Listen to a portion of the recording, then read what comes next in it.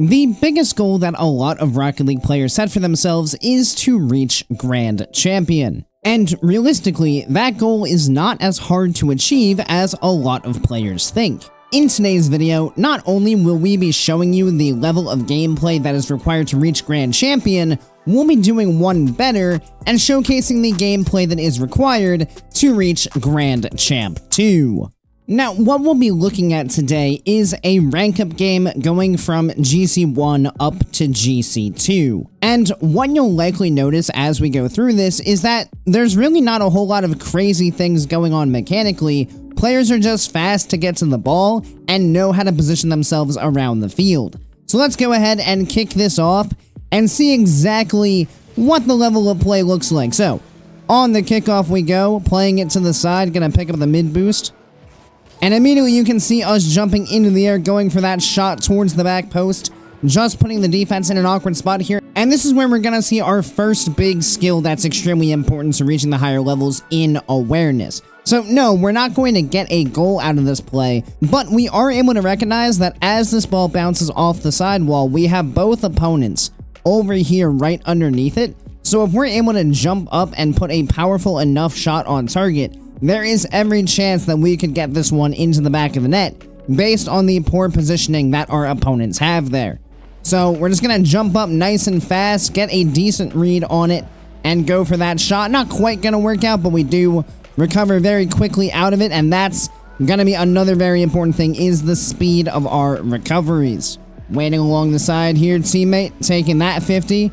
We turn very quickly, and again, this is awareness. Teammate, I'm gonna take this challenge, and we can see the other opponent waiting out here in the midfield. So if we just aren't paying attention to this and just keep going back, we're gonna leave ourselves in a very awkward defensive position as this guy can turn on the ball, and we'll pretty much be stuck in a 1v1. So instead, we recognize that our teammate doesn't have the boost to really get back into this play. So with that knowledge and with how far away this guy is, we're able to very quickly turn into this and cut off this oncoming attacker to be able to get the ball back into a very safe place for our team. All well and good, up the wall we go, and again, recognition of opportunities for control. And again, this one's gonna get taken away from us relatively quickly, but we're still not just banging this ball somewhere random around the field. We're not jumping up and slamming this thing off the sidewall as last back, which is a very dangerous mistake that a lot of players make, is just seeing a ball like this and trying to get whatever touch they can, and in doing so, actually just handing the ball away to the opponents. Instead, we're going to recognize that the opponents are over there, so there's a bunch of open space available to us here, as long as we can play the ball in such a way that allows us to stay with it. Thus why we get a touch like this, which allows the ball to roll up the wall, us to land and grab this boost, and then get back towards the ball to, at the very least, get a controlled 50 with our opponents. Which is exactly what we're going to see. We tap the ball lightly, we get back to it, we take the 50. Not the end of the world. Teammate going to get the touch there into the corner, and we can calmly rotate back around. Taking a look to see where the opponents are, going to recognize we can pounce on this one.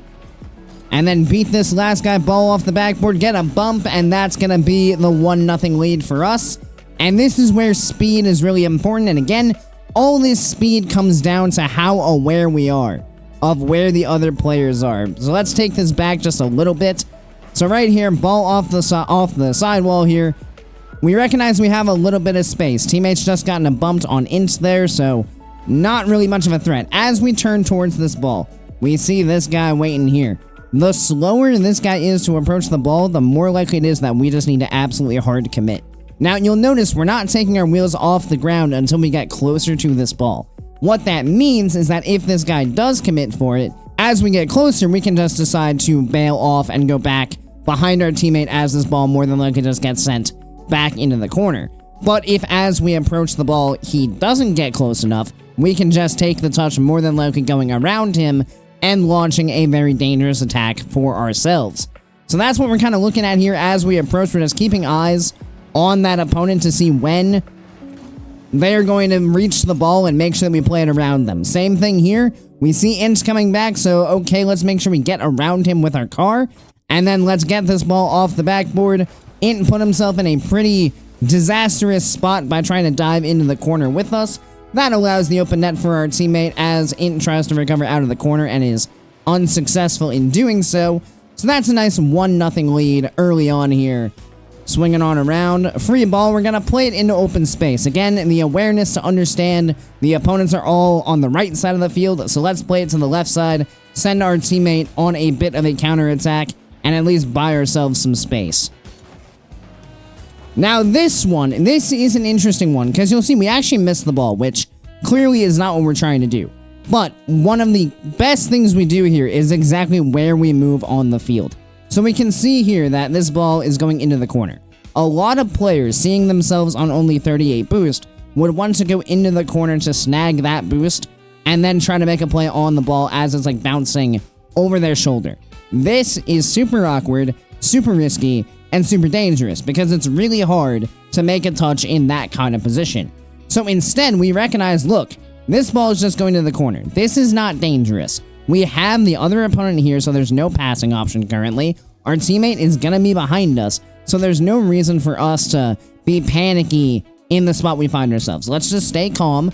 Let's widen our angle so that we can actually play the bounce off the corner and make the read a little bit easier for ourselves. This way, we also stay between the ball and our net, so it's going to be very difficult for them to actually get this ball around us and into a dangerous spot where our teammate will not be able to follow it up. As you can see here, we're nice and wide. They have to get the ball around us. They do a very nice job of that, but our teammate is right there. So by cutting wide there, we force them to play the ball around us. And when they lose the possession of the ball trying to get around us, it opens up the opportunity for our teammates to come in and get the clear. Waiting patiently behind as we respawn, teammate. Gonna be on this one. Watch the flick coming forward. Again, patience.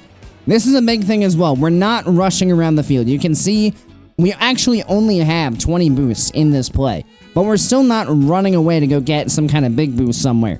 We're just happy grabbing these pads as we move up the field, and what that's going to do is it allows us to stay involved in the play. Meaning, whatever challenge our teammate is about to get, we will be in a spot to play off of it, either by deciding to dip back and play like shadow defense, or by having the opportunity to actually challenge the ball. We don't know what's going to happen yet, but by being in a spot where we can react to what's going on, we take much more control of the play as opposed to just running out of the play at random moments to go get boost.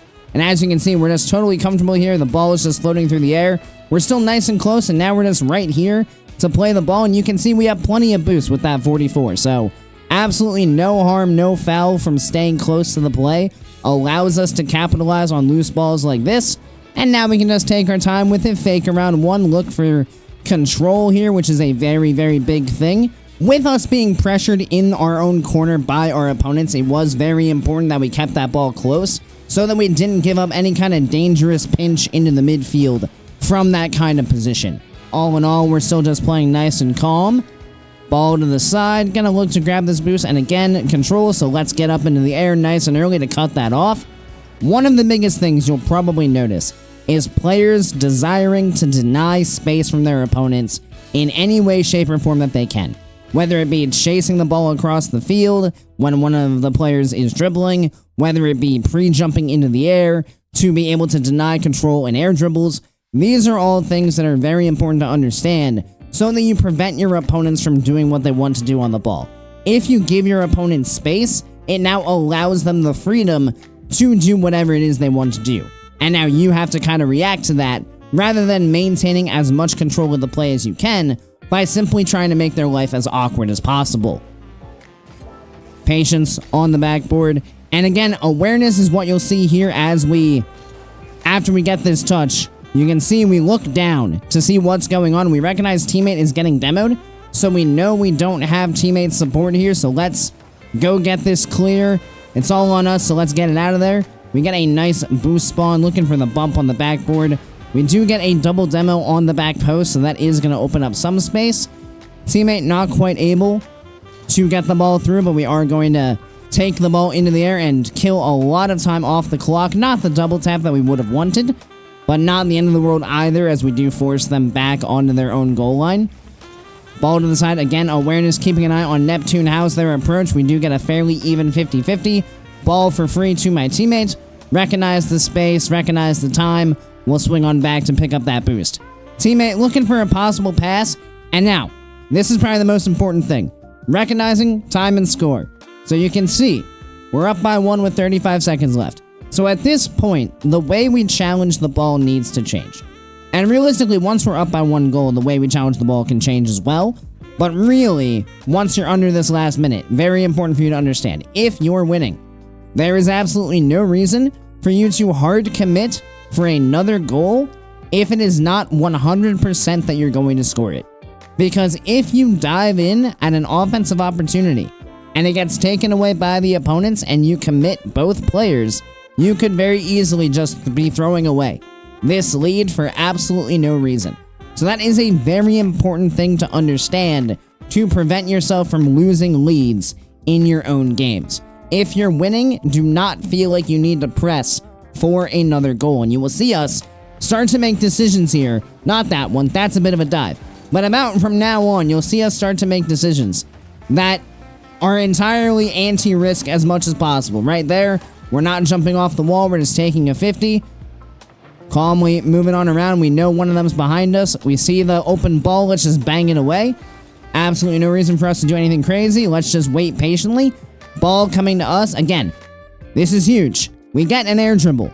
Sure, we could be trying to score this here, but also, we only have 9 seconds left, and we have a 1-goal lead. So the only thing we really need to do with this is waste time off the clock. If the ball goes in the back of the net, fantastic. If it doesn't, I don't really care, as long as the time gets removed from the clock and we're able to put the ball on the ground at 0 seconds.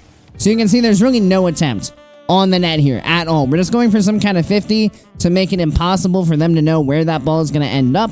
We recover smoothly. We get back as fast as possible. Teammate does dive, so it's going to put us in a very dangerous position, but this is exactly why we don't try to do too much in those kinds of offensive possessions that we had there. Because if we had tried to go for a full-on outplay, it's very possible that they would have gotten a better win on any kind of challenge. It's possible that our recovery could have been a lot slower, and then we wouldn't be back to be able to fend off this oncoming attack. So, teammate in Quick Chat did recognize that this was a poor choice, and naturally, sometimes you are just going to dive in because your brain just stops working for whatever reason, but really try to consider your decisions in the last minute if you are up. You can see we grab some boost, we see the possible bump coming in. Luckily, the time we took to get back actually aids us here, because Int doesn't really have a card to demo, and Neptune is kind of panicking and just hitting the ball somewhere, and this thing isn't even on target.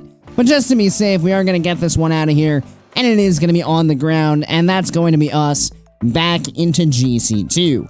So, as you guys can see, there really wasn't anything crazy in terms of mechanics. No, like, double resets, no flip resets really at all came out throughout that game.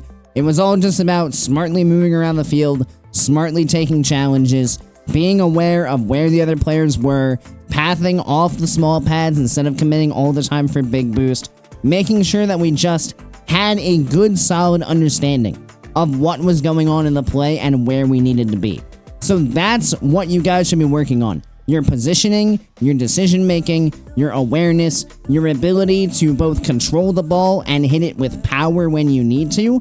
Those skills are the ones that will take your game to the next level. It's all great and wonderful to be able to do all these flashy mechanics, but if you're not able to do the fundamentals to a very high level, it is going to be extremely difficult to rank up into these higher ranks. Of course, thank you everybody so much for watching. I really do appreciate each and every one of you who made it to this point in the video, and I do hope you enjoyed it and found it helpful. If you did, make sure you click that subscribe button right down below, so you make sure you don't miss any future Rocket League content.